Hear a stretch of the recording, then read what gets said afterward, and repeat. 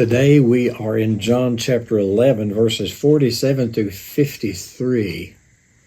And the thing that I want us to see from this is that mankind has his plans that he thinks he's working out. And of course, God does give us wiggle room within his sovereign will.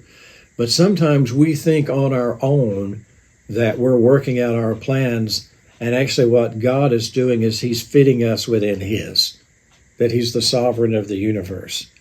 Now, it's very clear that Jesus came for the purpose of living the sinless life that we couldn't live and then dying the death that we deserve to die so that our sins could be forgiven and so that we could be in right standing with him and be with him forever in his family.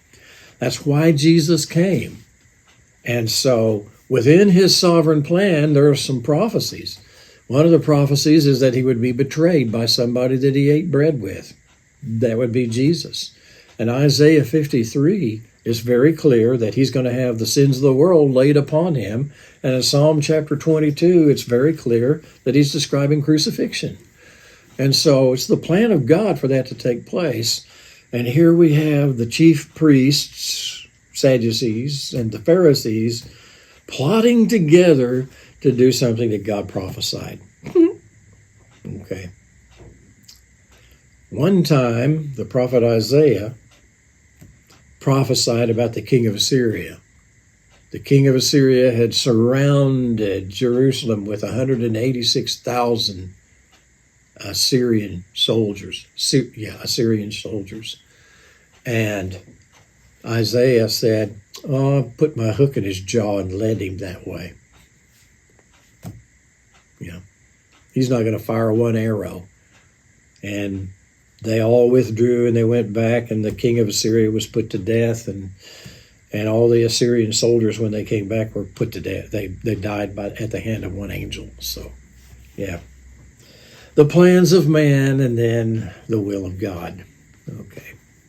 Oh, the plans of the heart belong to man, but the answer of the tongue is of the Lord. That's Proverbs something. There's only 31 chapters. Find it. Okay. Therefore, verse 47, the chief priests and the Pharisees convened a council and were saying, "What are we doing? This man is performing many signs." See, they're acknowledging that it wasn't just a miracle, it was a big deal. "If we let him go like this, all men will believe in him, and the Romans will come and take away both our place and our nation." In other words, a whole bunch of believers, and they're going to make him their king, and Rome is going to go, "What's he doing, king?" And so they're going to call it a revolution, and they're going to take away the Jews' freedom. What if? It wasn't going to be that at all. But one of them, Caiaphas, who was the high priest that year, said to them, "You know nothing at all." Isn't that a great way to talk to a grown man? "Hey, you don't know nothing." That's too many beer drinkers talk that way. "Hey, you don't know nothing at all, man." Well, he was the high priest that year. He was appointed by Rome. "Nor do you take into account that it's expedient to you that one man die for the people, and that the whole nation not perish." In other words, all we got to do is kill him, and then the whole nation will benefit because that revolution won't take place if he's dead. So, hey, you don't know nothing at all. Let's just do that. And he did not say this on his own initiative, but being the high priest that year, unintentionally, he prophesied that Jesus was going to die for the nation.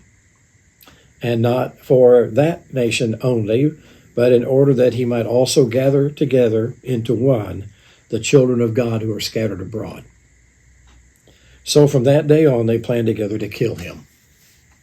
But notice the plan that was being worked out. Jesus said it back in chapter 10. My sheep hear my voice and they'll follow me, and I'm going to lay my life down for the sheep. And then I have other sheep, and I'm going to bring them, and there's going to be one shepherd and one fold. Ephesians 2:14, speaking to the Gentile Christians in Ephesus, he said, God has removed the dividing wall between the Jew and the Gentile and made you into one. And so that's what it says is going to be accomplished here. That he wasn't going to just die for the nation of Israel, like it was prophesied, but he was going to die for Gentiles too, and make us all one church. Sovereign plan of God. Yeah. Prophesied. When God says something's going to happen, Nothing in all of creation can keep the Creator from doing His will. Have a great day.